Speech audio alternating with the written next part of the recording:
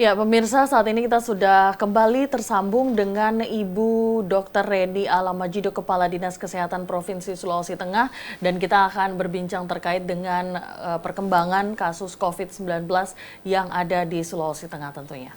Baik. Assalamualaikum warahmatullahi wabarakatuh. Waalaikumsalam warahmatullahi wabarakatuh. Bu Kadis, dan Mas Julius. di awal ini kami mengucapkan selamat Hari Raya Idul Fitri Mohon maaf lahir 1441 Hijriah, Bu. Maaf lahir batin. Ya, terima kasih sama-sama. Ya. Baik, Bu, bisa diupdate dulu, Bu, untuk hari ini bagaimana persebaran kasus COVID-19 di Sulawesi Tengah, Bu Kadis? Ya. Jadi untuk hari ini kita orang dalam pemantauan kita ada 266 dan pasien dengan pengawasan itu ada 19. Dan sampai hari ini yang terkonfirmasi positif itu ada 120, kemudian yang sembuh ada bertambah menjadi 48 orang. Kemudian yang meninggal 4 orang, kemudian itu adalah data-data yang untuk hari ini. Baik, itu, artinya, Mas, itu. Ya, Bu Kadis, kalau kita gambarkan lewat kurva begitu, apa bisa dikatakan kurva kita melandai begitu, Bu? Ya, jadi kalau kurva yang kita lihat sampai tadi siang ini, bahwa kurvanya itu sudah mulai melandai. Jadi kalau kemarin-kemarin itu mulai tanggal 8, 30 April dan 8 Mei itu terjadi peningkatan yang betul-betul tinggi sekali. Jadi puncaknya.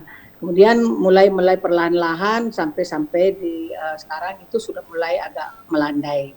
Mudah-mudahan tidak ada lagi tambahan kasus yang positif di Provinsi Sulawesi Tengah. Begitu, Mas Julius. Baik, Bu. Baik, tentu kita juga berharap yang sama. Namun Bu Kadis, melihat hal ini, apakah kemudian akan ada kelonggaran-kelonggaran yang dilakukan begitu oleh pemerintah Provinsi Sulawesi Tengah, dalam hal ini mungkin dari Dinas Kesehatan ataupun pemerintah kota dan kabupaten lainnya? Oh iya, jadi kalau kita melihat gugus tugas itu di bawah pimpinan Bapak Gubernur kemarin itu, kami rapat pada saat mau Idul Fitri. Di situ ditetapkan bahwa ada 3 zona merah, yaitu Kota Palu, Buol, dan Poso. Nah, yang lain itu adalah orange karena sudah ada kasus tetapi belum terjadi transmisi lokal.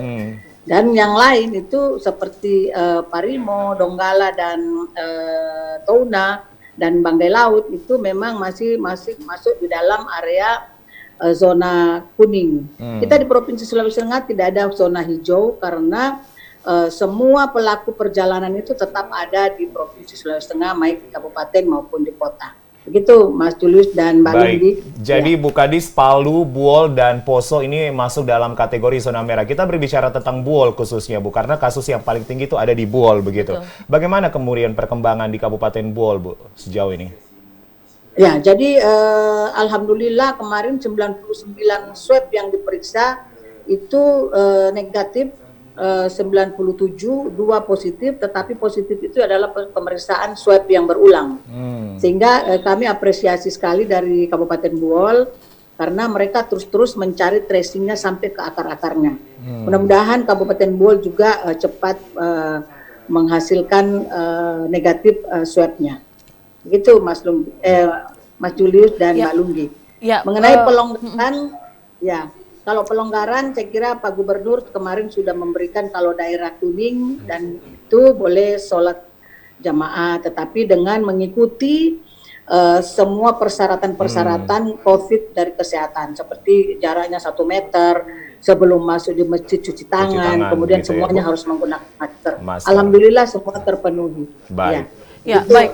Bu Kadis, kalau misalnya kita melihat untuk Kota Palu sendiri sejauh ini, apakah akan ada kelonggaran-kelonggaran yang dilakukan atau untuk zona merah khususnya, atau tetap kita akan melakukan hal-hal yang sudah dilakukan sebelumnya begitu?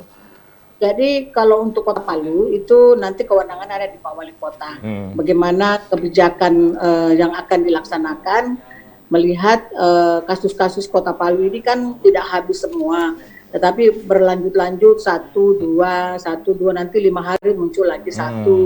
Itu mestinya kita lebih ke arah tracingnya itu lebih ketat. Lebih ketat lagi begitu, Bu, ya? Iya, betul. ketat ya. Baik. Artinya kalau misalnya kita berbicara masalah tracing itu saat ini seperti apa kondisi tracing kita, Bu? Apakah kita sudah ada di tahap cukup kuat begitu tracing kita atau masih dibilang lemah karena kita masih belum memiliki alat yang cukup banyak begitu misalnya? Ya. Jadi untuk saat ini saya kira barangkali semua teman-teman surveillance puskesmas maupun teman surveillance yang ada di dinas kesehatan itu semua sudah bekerja untuk tracing. Memang waktu di awal Maret dan April itu kita memang tidak mempunyai VTM yang banyak. Tapi alhamdulillah sekarang dengan bantuan dari sumbangan-sumbangan dan Bapak Gubernur juga memberikan kami anggaran untuk mengadakan PTM dan juga sudah ada laboratorium kesehatan PCR ya Bu ya. PCR. Sehingga ini mempercepat nanti COVID-19 ini kita bisa landai, kemudian lama-kelamaan nanti kita harapkan semuanya akan menjadi turun. Baik. Insya Allah. Tapi kemudian apakah akan ada pengetatan begitu yang lebih atau mungkin tracing secara masif begitu Bu yang dilakukan di daerah-daerah yang mungkin zona merah seperti Kota Palu, Buol juga dan Poso juga Kabupaten begitu Bu. Poso. Karena ini memang menjadi banyak pertanyaan begitu Bu ya. Apakah itu juga akan dilakukan di daerah kita? Ya. Kalau di Buol mereka sudah melaksanakan secara massal. Di Poso juga sudah melaksanakan. Dan insya Allah di Kota Palu ini, Bu Kadis, yang dilakukan secara massal apakah rapid begitu ya Bu ya?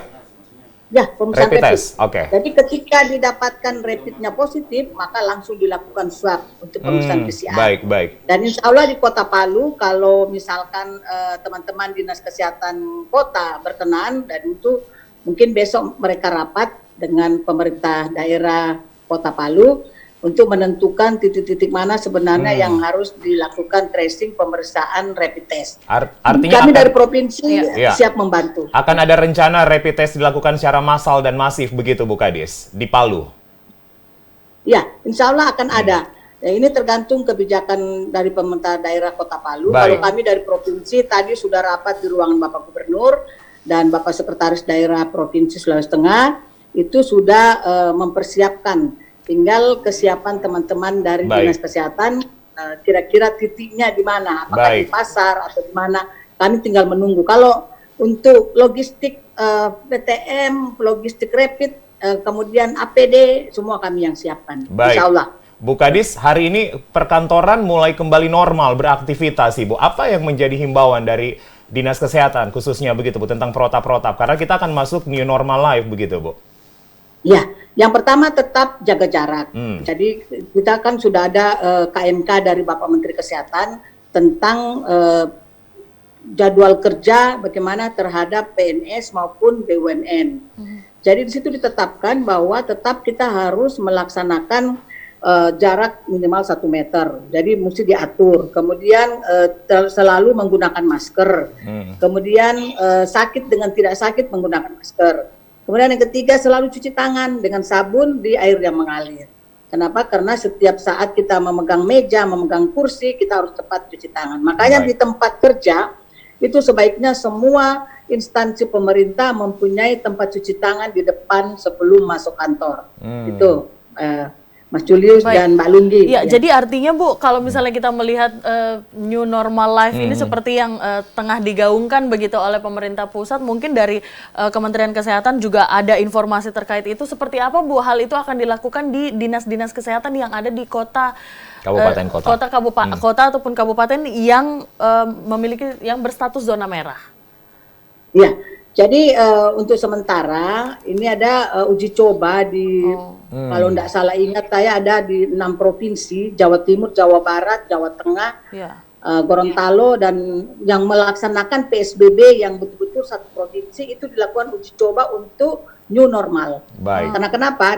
Itu akan dilihat bagaimana nanti pada saat mungkin 1 bulan ketika nanti ada yang dilihat kurang, baru kita dilaksanakan ke seluruh Indonesia. Oke, jadi nanti penerapannya akan berlaku di seluruh Indonesia termasuk Sulawesi Tengah begitu Bu Kadis? Ya, nanti bertahap. Mungkin kita minggu kedua. Bagaimana?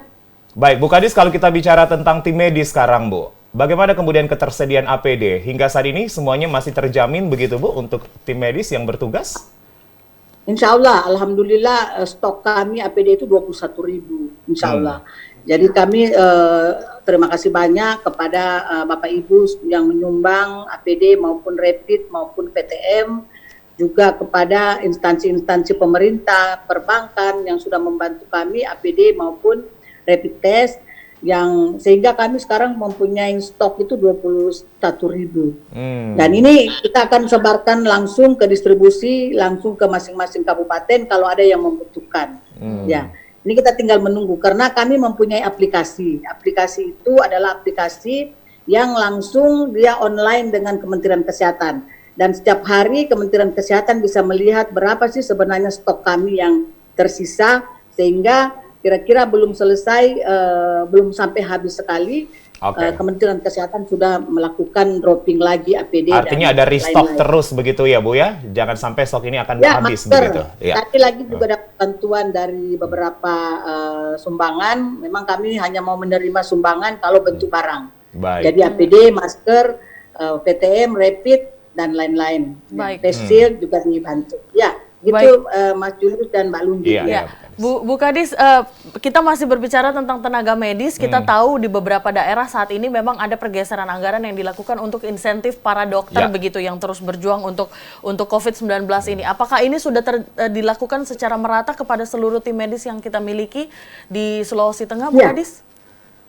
Ya, jadi kami semua APD itu kami lakukan standar untuk tenaga medis, sehingga teman-teman yang bekerja di rumah sakit maupun di puskesmas itu kami insya Allah ya kami selalu memberikan yang terbaik buat mereka. Karena tenaga kesehatan ini adalah tenaga yang sulit kita dapatkan, karena kalau misalkan sudah sakit berarti kita juga agak kesulitan. Sehingga kami harus betul-betul melakukan standarisasi terhadap penggunaan APD yang mereka butuhkan. Dan kalau teman-teman dari kabupaten ingin atau Kota Palu ingin menambah APD-nya, silakan.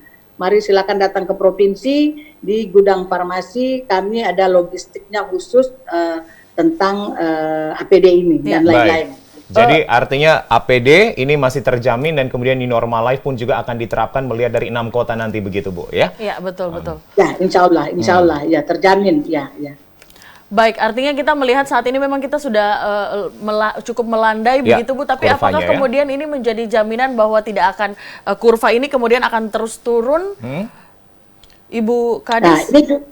Nah, ini tergantung tracing teman-teman di kabupaten dan kota. Jadi kalau tracingnya sampai ke akarnya, dia akan turun, tidak hanya melandai saja. Tetapi kalau tracingnya tidak sampai ke akar-akarnya, maka itu berarti masih ngambang di atas. Nah, itu yang makanya kita akan evaluasi terus setiap hari dari Dinas Kesehatan Provinsi, melakukan analisis terhadap tracking teman-teman yang ada di kabupaten kota. Baik, Bu Kadis, yang terakhir tentunya sinergitas bersama masyarakat pun juga harus terjalin begitu Bu. Apa yang Ibu harapkan begitu Bu dari masyarakat untuk tetap menjaga protokol kesehatan ini Bu?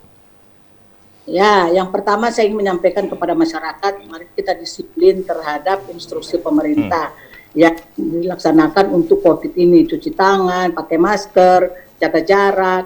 Kemudian kalau ada masyarakat yang dilakukan tracking atau tracing, mohon kita kooperatif. Tidak usah takut karena tracing itu adalah gunanya untuk mengetahui apakah ada infeksi atau tidak. Karena kami bermaksud baik, tidak mau bermaksud yang tidak baik. Ya, itu Mas Julius dan Mbak Lunggi. Baik, Bu Kadis, terima kasih atas waktunya telah bergabung bersama kami. Selamat bekerja kembali Bu Kepala Dinas Kesehatan Provinsi Sulawesi Tengah. Terima kasih. Assalamualaikum warahmatullahi wabarakatuh. Waalaikumsalam warahmatullahi wabarakatuh.